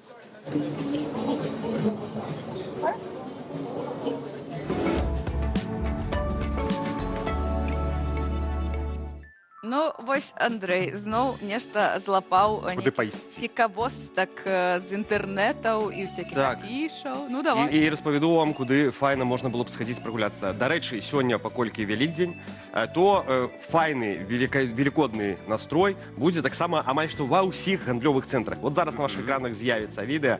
Это Дана Мол, і там новая святочная лакацыя. Да Вялікадня тут стварылі, ну, сапраўдную магію, толькі паглядзіце. Маштабная інсталяцыя называецца «Птушыны горад». Это незвычайны гарадок, складаецца з казачных вежаў кульчоў і гіганцкіх велікодных яек. А вось там вот таксама кожнае акенца асобны сюжэт. Там і школа для маленькіх качанят, і майстэрства птушкі качаняці, і ўсё, і. Вам не падаецца, што калі мы кажам пра яйкі а пасля, ну, якія едзяць на Вялікдзень, а пасля паказваем птушыны горад, гэта крыважадна неяк. Ну, Крыважэрна? калі дакапацца, то Ну, праўда. мы глядзім, вот тут нібыта птушыня, а там птушыня магло б у школку пайсці, боже. Але калі хадзіць у школку, птушаняць нават, то трэба ў нешта апранацца. А вось пра моду акурат таксама вам цяпер распавяду, як ужо Як ты падвёў, воу! Так вось, мода як люстэрка эпохі. Што такое гэта назва? У мастацкім музеі ў Менску адкрылася цэлая выстава «Два стагоддзі моды». Перакладу 200, атрымліваецца, гадоў моды.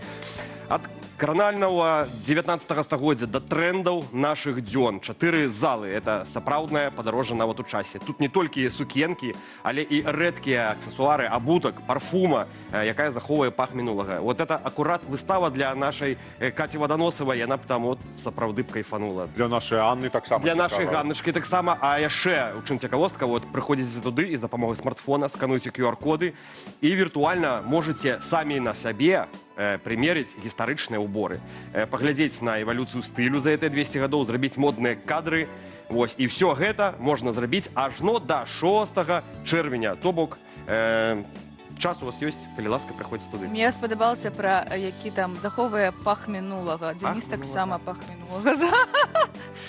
Я чакаў, вось гэта, як толькі пах мінулага, нешта, адразу пачынаецца... Мне сказалі, менш вось гэтай гумара ў твой адрес, нужно сур'ёзна, інтэлектуальна з табой узаемадзейнічаць. Это быў гумар! Я хочу з табой сур'ёзна, інтэлектуальна лёгенькі эйджызм. А наступнае відэа мы будзем глядзець з вамі з гукам, таму спачатку распавяду вам трошкі пра што гаворка. Значит, ёсць такая вёска Беражок на Маладзечаншчыне ў Вілейскім раёне, і яна на кароткі час стала самай бяспечнай у краіне, а менавіта дарогі ў гэтай вёсцы. Пра што я кажу? У сеціве з'явілася відэа у гэтай вёскі, і яна выглядае як сапраўдны музей дарожных знакаў пад адкрытым небам на вуліцах гэтага мястэчка маленькага. Блогер налічыў дзясятак указальнікаў. Ад цэглаў, што праезд там забаронены, да паўнавартаснага пешаходнага перахода проста пасярод вёскі. Гэта не выстава. Гэта не выстава, гэта можна прыйсці паглядзець, і это нібыта нейкая выстава. Нават ДАІ у гэтую утопію прыехала, і пасля там нешта трошкі разбіраліся. Давайте просто поглядим и послухаем, что там отбывалось.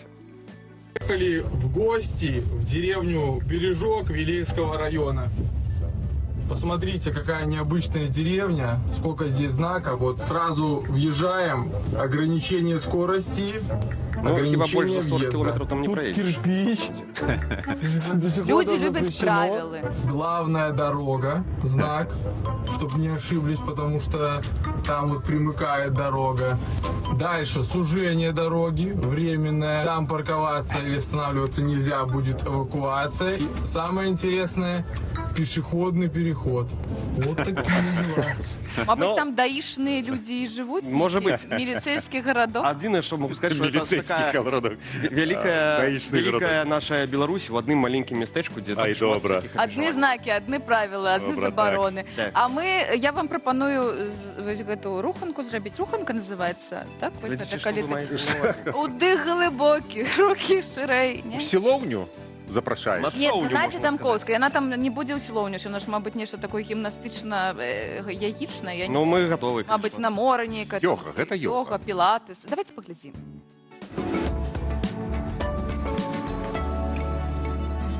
Часам мы нават не ўсведамляем, але да канца дня нашае цела назапашвае ўсё, што адбылося.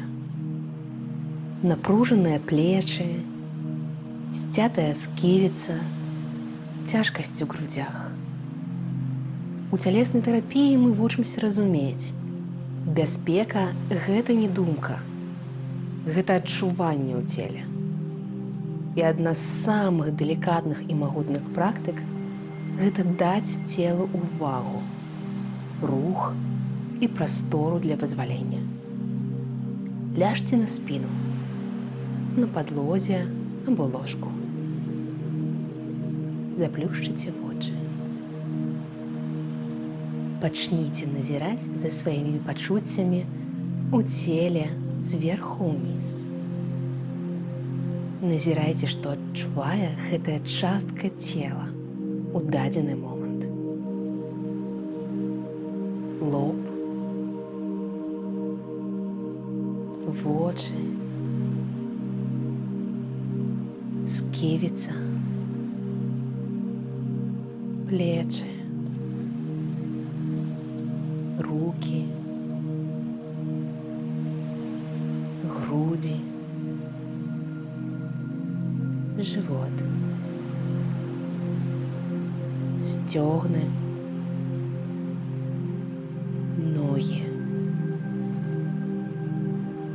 и ступни. Просто зауважайте, что есть. Не судите. Не спрабуйце змяніць. Гэта спакойная увага ўжо стварае адчуванне бяспекі. Так цела аздараўляецца. У наступны раз, калі пачуеце, што галава поўная, не ідзіце ў думкі. Ідзіце ў цела. Дазвольце яму расказаць, што яно адчувае.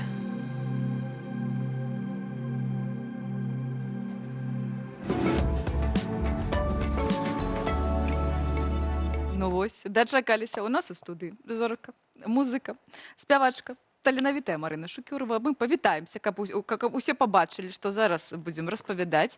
А галоўная ідэя, пра што мы хочам з гонарам распавесці, гэта што нашыя дзяўчыны, наш калектыў спевы, якіх вы усе вельмі любіце, якіх мы заўсёды назіраем з вамі, выступілі на шоу «Мам Талент». Давайте Не только выступили, стали триумфаторками. Триумфаторками шоу-талента у Польши. Поглядим спочатку, а пасля обмеркуем. Урывочек, кавалочек. Так, давайте.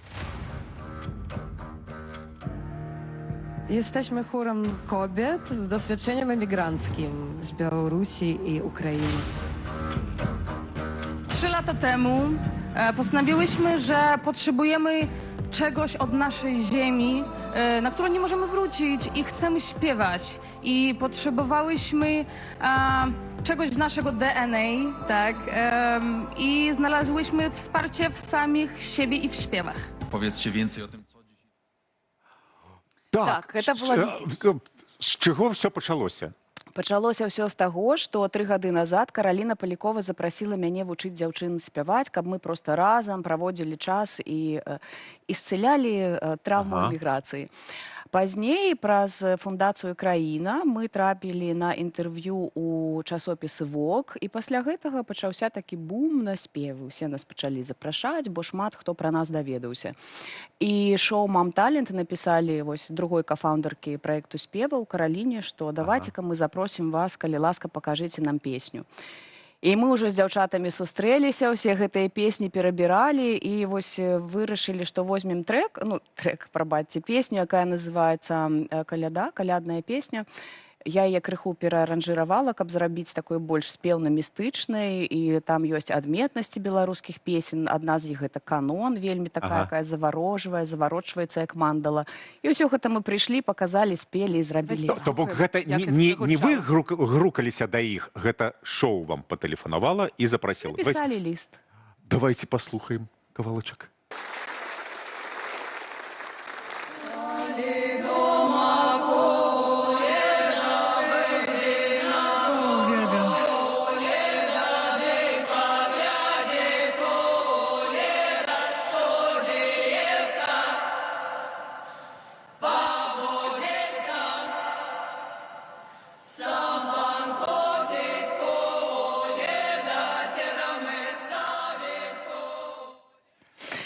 Ой, аж на серце адпачывае. Распавядзіце пра рэакцыю журі. Я разумею, што там нехта робіць для шоу свае эмоцыі, но вось у мяне мурашы ад вашага. Там вельмі класна было назіраць за тым, як аўдыторыя вось так.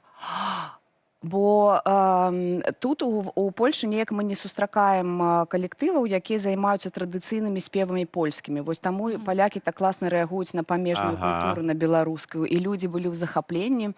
Што тычыцца чальцоў журы, то, як мне падалося, яны проста кайфанулі і адпачылі. Таму што няма гуку, няма гэтай камунікацыі. Вы ж ведаеце, як тэлебачанне працуе. Яны заплюшчылі вочы. Проста адпачылі, гэта быў такі саунд-хілінг. Так што была вельмі клёвая рэакцыя, усе нас там пазнавалі. Ну, заўсёды на спевы добра рэагуюць, бо гэта вакальная тэрапія, як ні круці. А я так разумею, калі мы кажам пра дзяўчын, якіх вось Караліна калісьці запрасіла зрабіць гэтую музычную тэрапію, паспяваць, навучыцца, а зараз частка з гэтых дзяўчын, я так разумею, у гэтым гурце і выступае. Так, у нас былі розныя там такія трансфармацыі, але ўсё адно застаўся нейкі такі склад, які праз все гэтыя трансфармацыі ідзе і дагэтуль працуе. І што ў мяне выклікае вялікі гонар тое, што гэта не прафесійныя спявачкі. У складзе толькі дзве дзяўчыны, якія спяваюць. Гэта я і Паліна Чарнаброва. Так, усе астатнія гэта не прафесіяналкі. І глядзіце на маму талент. Мы Так некаторых з чыста, іх так ведаем. прыгожа спяваюць. Ну, проста я ў захапленні. Такое музычнае разуменне. Я не ведаю, як на чым будуецца гэтае шоу. Што далей будзе? Далей мы атрымалі 4 так, але пазней мы атрымалі ліст, што вельмі шмат актараў, і таму мы не пойдзем далей. Ох. Ну і пэўна, мне так падаецца, гэта моя фантазія, што даволі складана такі калектыў запакаваць па прадусерску. Уявіце, ну, 1-2 чалавекі лягчэй працаваць, а тут такі запакаваць усе маці працоўныя, гэта проста было немагчыма тэхнічна. Ну, але вас убачылі, вас пачулі. Паказалі ў рылсах, на тэлебачанні, так што нам далі... Ёсць шанец, што нейкі кантракт прыйдзе на вас? Магчыма. Ну, мы жадаем. Молимся Ісусу. Так, конечно. Ну, мне падаецца, мы заўсёды з Дзянісам выступаем за тое, каб беларускія артысты артысткі таксама спрабавалі сябе на міжнародным вось гэтым рынку, то бок не... Намякаеце на Еўрабачанне? А чаму не? А вось чаму не? Гэта прыгажосць, якой мы ганарымся. А чаму не? Ну, зразумела, што ад Беларусі зараз... Ну, за не ад Беларусі, не, ад прыхол. Польшы можна. Хтосьці ўжо падаваўся. І пан Сав'ян нічого... А, і нашыя падляшскія калегі. Так, былі ўжо. Так, таму... В наступным годзе.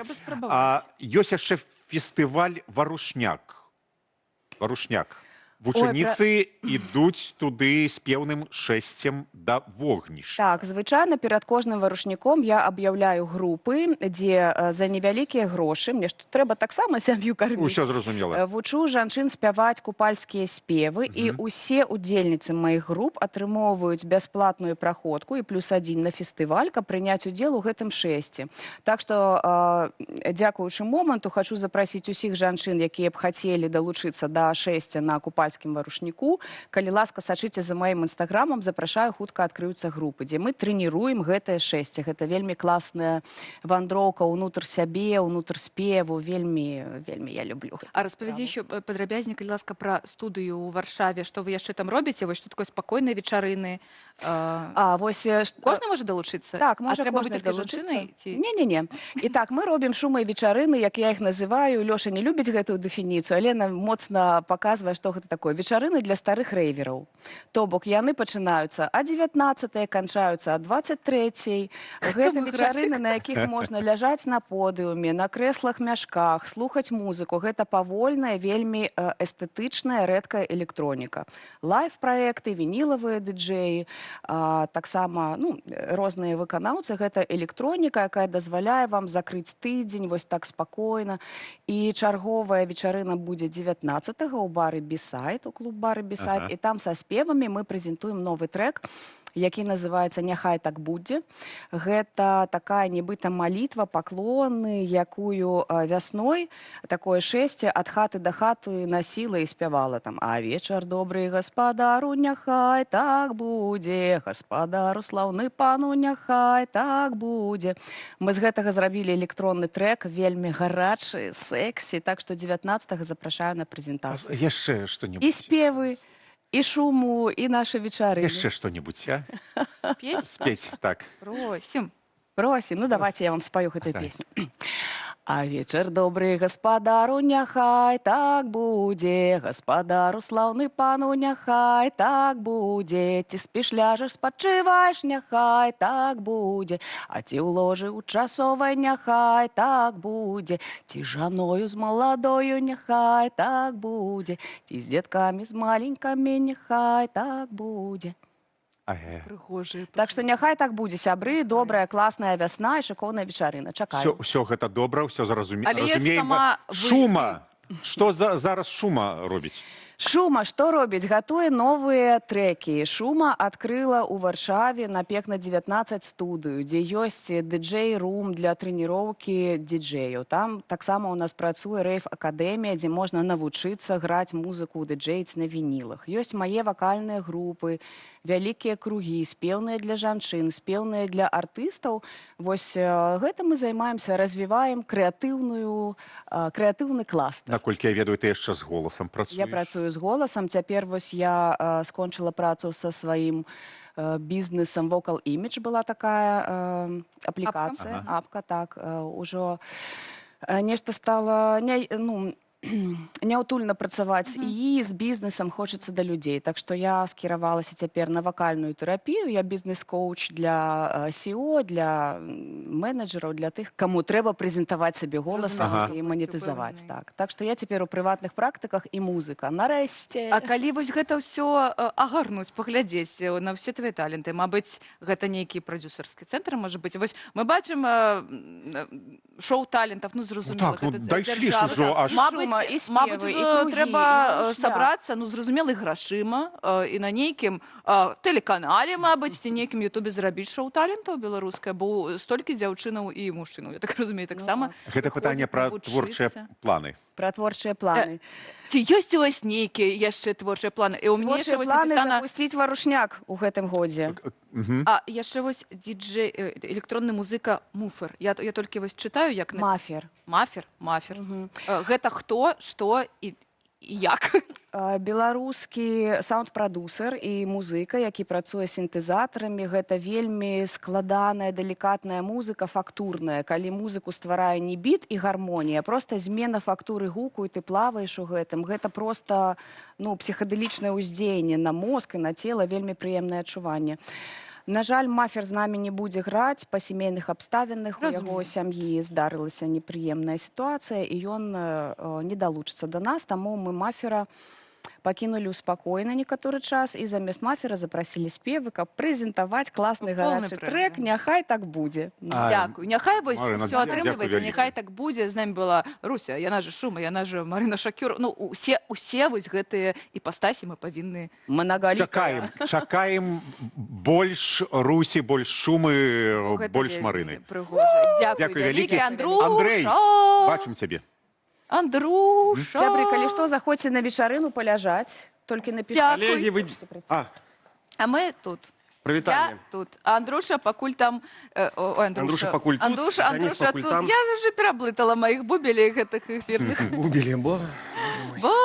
Коллеги, хочу вам зачитать комментарии наконт того, калі все-таки лепей святкаваць Великдень, ці может быть нават его об'яднаць в один день. Так вось нам пишуць, Вожик Патрыёт піша, як слушна казалі, у Беларусі могуць быць паганскія святы побач з царквой і помнікам Леніну. Карні не перамагчы просто. Нічога не бачу. Вось нам гісторыя...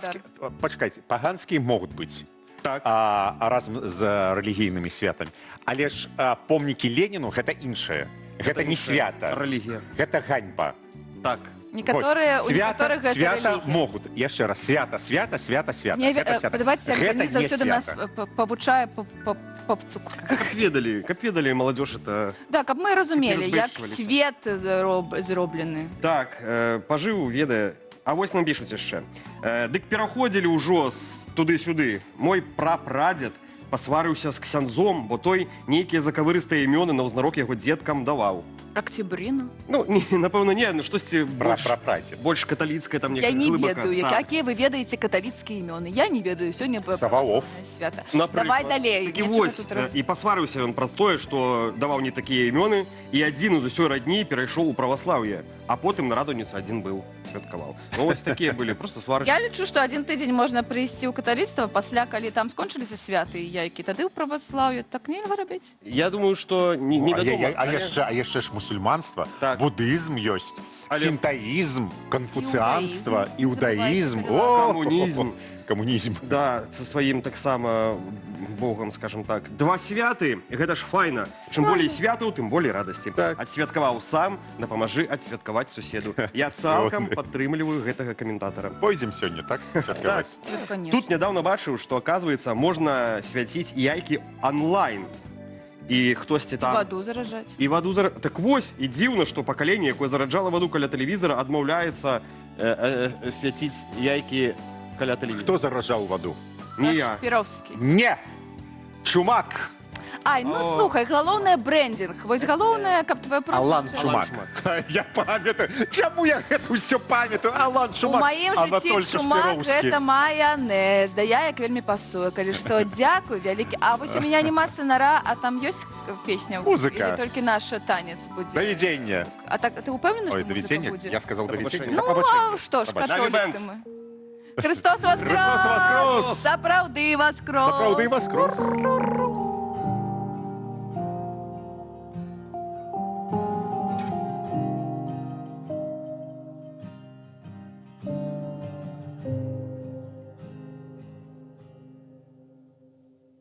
Помніш, як таялі і міналі дні, мы заставаліся адны, не заўважалі гэты час. Паглядзі, як прачынаецца душа, чыстымі кроплямі ў вачах. Я на цябе гляджу, адказ. Прабач за вятры туманы, незагойныя раны, за ўсё прабач, няхай навальніцы мінаюць, я табе абяцаю, яшчэ трываць. Толькі ты бачыш мяне такім, як ёсць, не ідэальныя крокасці сталі маёй адной сцяной. Далечы мы пасылалі маякі крокамі і кіламетрамі, нас заплятала назаўжды. Прабач за вятры туманы, незагойныя раны, за ўсё прабач, няхай навальніцы мінаюць, я табе абяцаю, яшчэ трываць. Прабач за вятры туманы, незагойныя раны, за ўсё мяне. Прабач за нястрымныя хвалі, што сябе не спынялі, за ўсё, за ўсё прабач.